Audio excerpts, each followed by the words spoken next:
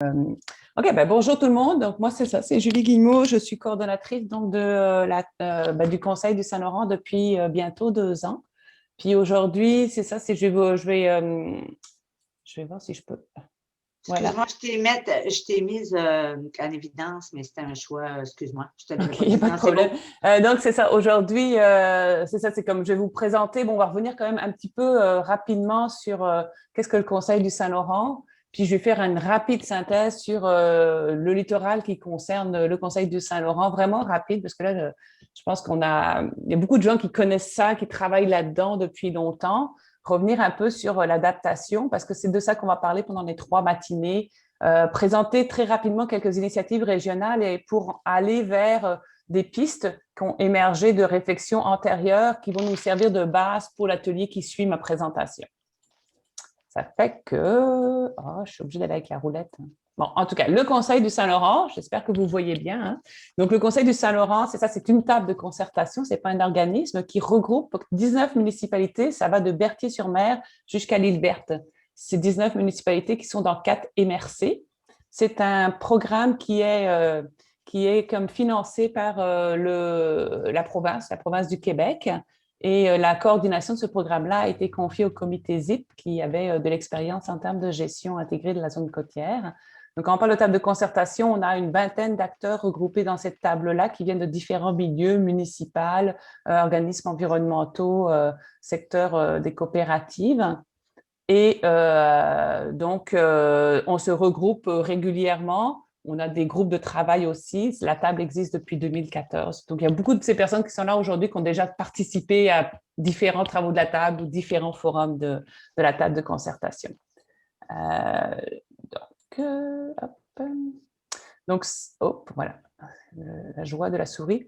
Donc, pour revenir rapidement sur ce qu'on fait, dès le départ, il y a eu 4 grandes dimensions, 4 grands enjeux qui sont ressortis des discussions des personnes qui étaient membres de cette table-là. L'accès aux fleuves et les marinas, la question de la qualité de l'eau et de la contamination, la question aussi de la protection des ressources côtières et des écosystèmes, et finalement la question de l'érosion et de la submersion. Donc, aujourd'hui, on va parler surtout dans ce forum-ci de la question on va parler presque uniquement d'érosion et de submersion côtière, donc des questions d'adaptation aussi au changement climatique. Mais d'habitude, les autres forums qu'on fait en présence, il y avait souvent des activités qui mariaient qui mariaient ces 4 enjeux-là. Et je vous signale aussi que cet automne, il y a plusieurs personnes qui ont travaillé avec nous en concertation et cet hiver sur la mise à jour de notre plan d'action. Et donc, on voit la photo juste là. Ce plan-là, il va être très rapidement mis en ligne sur notre site Internet. Là, il y a l'ancienne version qui est sur notre site Internet, mais la nouvelle version va être mise en ligne le plus vite possible. Puis, vous pourrez aller le consulter pour faire des liens avec ce dont on va parler aujourd'hui. Alors, pour revenir... Hop là. Oh, ouais, oh, j'haïs ça. Désolée. Voilà. Je vais vraiment très, très rapidement parce que je pense que vous connaissez, quoi qu'il y ait du monde qui vient de l'extérieur. C'est quoi le territoire du Conseil du Saint-Laurent? C'est des côtes basses, en fait. Donc, des côtes, en général, des côtes basses avec des endroits, des petites falaises et des sédiments meubles. Bon, moi, oui, j'ai oublié. Moi, je ne suis pas une géomorphologue. Hein. Je suis une personne, j'ai étudié en biologie à la base, puis après, j'ai fait une formation plus en développement régional, puis je me suis beaucoup intéressée à la concertation et notamment au Nouveau-Brunswick, j'ai beaucoup travaillé sur l'adaptation au changement climatique. Fait que je suis plus l'aspect social. Fait que là, je vais y aller rapidement sur les aspects géomorphologiques, mais ce sont des côtes basses et ce qui caractérise le territoire, c'est beaucoup, beaucoup de marais maritimes qui ont été certains anthropisés, donc artificialisés avec des aboiteaux. Mais ça, c'est une des caractéristiques de notre territoire. Et comme c'est des côtes basses, ce sont des côtes qui sont sensibles à la submersion. Des chiffres qui datent d'à peu près une dizaine d'années, qui ont été générés par l'équipe à l'UQAR, nous mentionnaient qu'on avait à peu près des signes d'érosion sur 50% des côtes quand même, hein, et qu'au niveau de l'artificialisation, mais sans compter les aboiteaux, c'était à peu près 16% des côtes qui étaient artificialisées, c'est-à-dire avec des murets, puis des enrochements et toutes autres sortes de possibilités d'artificialisation. Ça, c'est vraiment pour le territoire. Après, si on rajoute là-dessus... Attendez, je vais essayer de voir si je ne peux pas y arriver comme ça. Miette. Ah, voilà. J'ai un problème avec les changements de diapo. Donc, pour ce qui est de, ben, c'est ça, juste pour revenir, pourquoi est-ce qu'on se met à parler, bon, érosion, submersion, puis là, on se met à parler de changement climatique. Ben, je pense qu'on le sait tous. Avec le changement climatique, on s'attend à différents phénomènes, notamment hausse du niveau de marin, augmentation de la température, diminution du couvert de gel, des redoux hivernaux. Puis tout ça, c'est des phénomènes qui vont affecter les zones côtières. J'ai rajouté d'autres phénomènes qui aussi affectent le milieu côtier, les municipalités côtières, qui sont aussi des questions de la gestion des puits, donc des puits extrêmes. On s'attend à avoir des puits extrêmes en automne et en été. Je vous ai mis en bas un lien sur des fiches synthèses qui ont été préparées par Urano si vous voulez avoir beaucoup plus de détails là-dessus sur ces questions-là. Julie, juste te dire qu'on a demandé à ce que ton PowerPoint serait rendu accessible. Bien sûr, on va l'envoyer, bien sûr, à tout le monde, n'est-ce pas? Oui, il va être accessible. On le renvoie, je pense, plus à la fin du forum. Hein. On va en faire un envoi global à la fin du forum, donc après le 23. Là. Mais oui, on vous l'enverra, c'est certain. Puis les liens, j'ai fait exprès de mettre les liens dans ce PowerPoint-là pour que vous puissiez aller chercher l'information. Donc, c'est ça ce qu'on s'attend pour notre milieu, puis pour bien d'autres milieux côtiers au Québec. Ça va être, si on ajoute à ces phénomènes-là associés au changement climatique des phénomènes de densification urbaine sur le bord du fleuve qui existent aussi à la grandeur du Québec, des fluctuations naturelles des apports de sédiments à la côte et des interventions humaines qui sont généralisées, construction de quais, barrages, enrochements, les deux ensemble, c'est sûr qu'on s'attend à avoir, puis on le vit déjà, des enjeux d'érosion, des enjeux de submersion et des enjeux associés au coincement côtier. Pour le coincement côtier, je pense qu'il y a peut-être des gens qui sont moins au courant du phénomène, mais l'idée du coincement côtier, c'est que là, c'est la petite photo là, que m'ont fourni mes collègues pour illustrer ça, c'est qu'on a des écosystèmes qui sont qui, avec le rehaussement du niveau marin, vont être amenés à migrer dans les terres. Là, on a un marais. Cette migration-là, donc, ils vont perdre de l'espace au niveau de la mer, mais il faut qu'ils migrent dans les terres. Donc, cette migration-là va se faire naturellement au fur et à mesure des années, mais s'il y a des obstacles comme un enrochement où là on voit un aboiteau, cet écosystème-là va être tendance à être squeezé, à être coincé et à diminuer en grandeur. Et ce qui peut être embêtant parce que ces écosystèmes-là donnent des services écologiques, nous apportent aussi une protection contre la force des marais, absorbent de l'eau. Quand on parle d'un marais, c'est quelque chose c'est un écosystème qui aussi va être des pouponnières, pour des espèces de poissons ou autres. C'est des écosystèmes aussi qui servent à filtrer l'eau. C'est un peu très rapidement ce qu'on peut dire pour ça. Donc, ce qu'on vit, c'est ça. Je ne vais pas en faire je ne vais pas rester longtemps là-dessus. Vous le connaissez bien. Phénomène de submersion peut avoir des impacts sur des villages, peut endommager des infrastructures, un endommagement d'un aboiteau peut y avoir, et on voit qu'il y a des enjeux sur le bord, des routes qui peuvent devenir des enjeux, des infrastructures de protection qui sont abîmées et ça pose bien des problèmes aux riverains et bien des questions aux municipalités sur comment accompagner ces riverains-là. Quand on parle d'adaptation, c'est ça, je sais pas. Ah, voilà. Désolée, j'ai fait une bêtise. Donc, quand on parle d'adaptation, c'est ça, on classe souvent l'adaptation en grandes catégories. Je ne comprends pas pourquoi ça bouge là. Est-ce que quelqu'un bouge la souris pour moi là? J'essaye de ne pas trop toucher là, mais en plusieurs grandes catégories. Donc, la possibilité du retrait, c'est-à-dire, notamment s'il n'y a déjà pas de construction, de ne pas se construire proche de la mer, ou de retirer certains enjeux, reculer des routes, des infrastructures. La possibilité de se protéger, qui est ici, ça peut être des protections en dur, mais aussi renforcer la capacité de nos écosystèmes côtiers à se protéger et la possibilité de tenter de s'accommoder. C'est sûr que l'accommodation, ça va pas mal mieux quand c'est des questions de submersion. Là, les exemples que j'ai mis sur le côté d'accommodation, c'est surtout des accommodations en termes de submersion marine, qui sont de préparer finalement les infrastructures qui sont là, dans ce cas-ci des maisons, à une éventuelle inondation avec des bâtards d'eau, rehaussement des systèmes électriques, etc.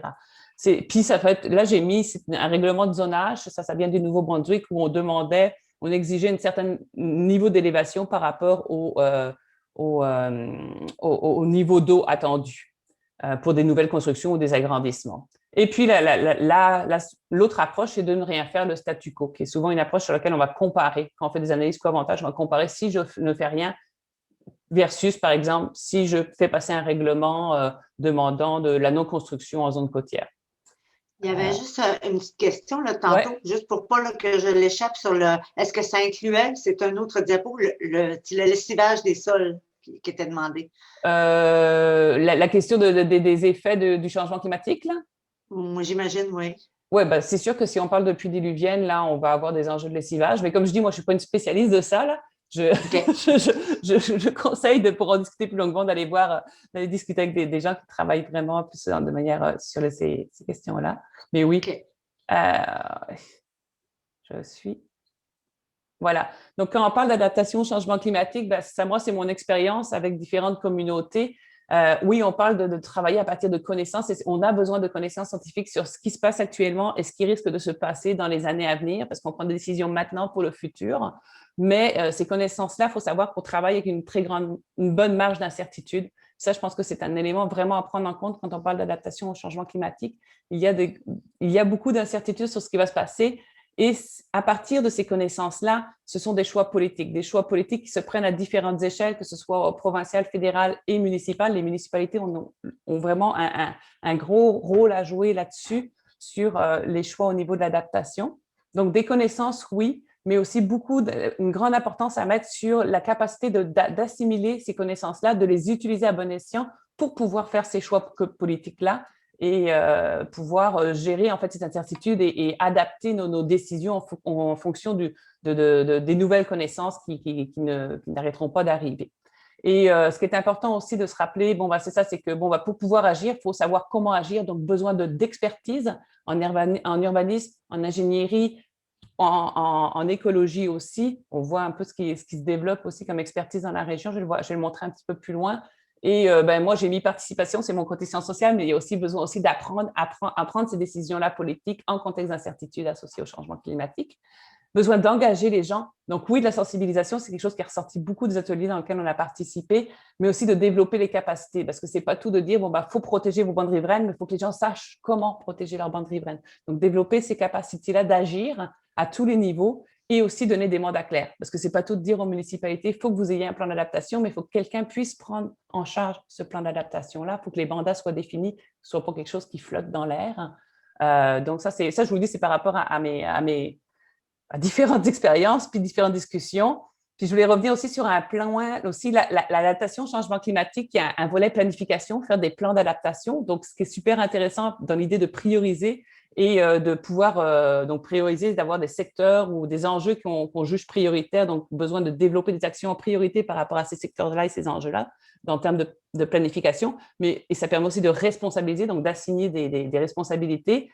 Mais qui est vraiment très important aussi, c'est la transversalité. C'est-à-dire que cette question de l'adaptation au changement climatique devrait être partout, dans toutes les têtes, en fait, que ce soit de l'individu à la collectivité, dès qu'on pense à développer quelque chose, dans notre cas, en zone côtière, que ce soit quelque chose de touristique, que ce soit quelque chose un nouveau quartier, un nouveau lotissement, une nouvelle rue, de penser changement climatique, adaptation, érosion, submersion. Donc, c'est ça pour moi la transversalité. Donc, l'idée d'engager tout le monde, on revient avec l'idée d'engagement là. Ça, c'est des grands enjeux. Comment est-ce qu'on peut faire cet engagement-là? Donc, j'essaie de... Voilà, non. Je suis désolée pour ces petits problèmes de... Fait que je voulais vous présenter quelques initiatives régionales qu'on a ici, qui sont comme des bons piliers pour faire de l'adaptation puis travailler sur ces questions-là d'érosion et de submersion côtière.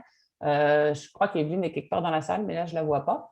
Mais c'est ça, c'est vraiment la génération de connaissances avec à l'UQAR, le laboratoire de dynamique et de gestion intégrée des zones côtières, associé, et notamment le projet Résilience qui est en train de développer des outils d'aide à la décision, des outils cartographiques qui vont permettre de représenter notamment l'exposition à l'érosion côtière, de représenter les questions il y a eu des cartographies sur l'évolution de la côte, des cartographies aussi sur les écosystèmes côtiers. Je vous disais tout à l'heure, c'était bien important nos écosystèmes côtiers dans tout ce processus-là d'adaptation. Donc, des informations qui sont générées là-dessus et aussi sur comment est-ce qu'on utilise le territoire qui permet de mieux aider à prioriser qu'est-ce qu'on peut faire. Puis, on devrait avoir accès à ces données-là à travers une plateforme. Ça s'en vient. Et ce que je peux vous dire pour l'instant, c'est ça, c'est que des ateliers s'en viennent à l'automne pour nos régions à nous, la région de la TCR. Puis ce que je vous invite aussi à faire, là, je vais vraiment très rapidement, là, c'est à contacter directement Résilience côtière ou Evelyne si vous voulez plus de détails là-dessus. OK.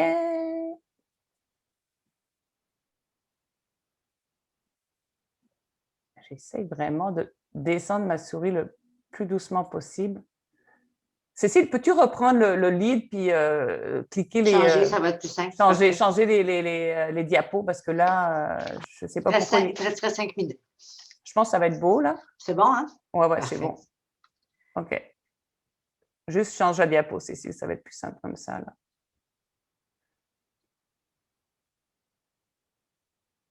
Que se passe-t-il?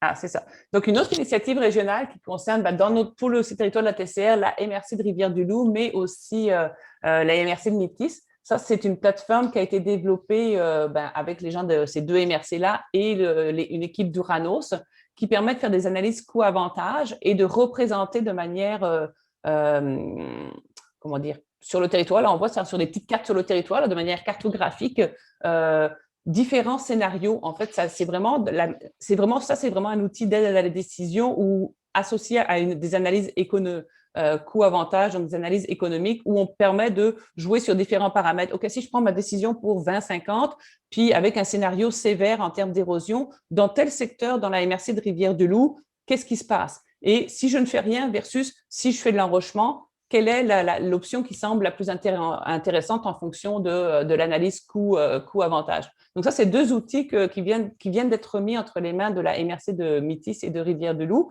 On a bien hâte de voir comment ça va être utilisé. Puis ce que j'aimerais bien, c'est qu'on puisse avoir une autre conférence dans une couple de mois là, à l'automne sur l'utilisation de cet outil-là par les communautés, là.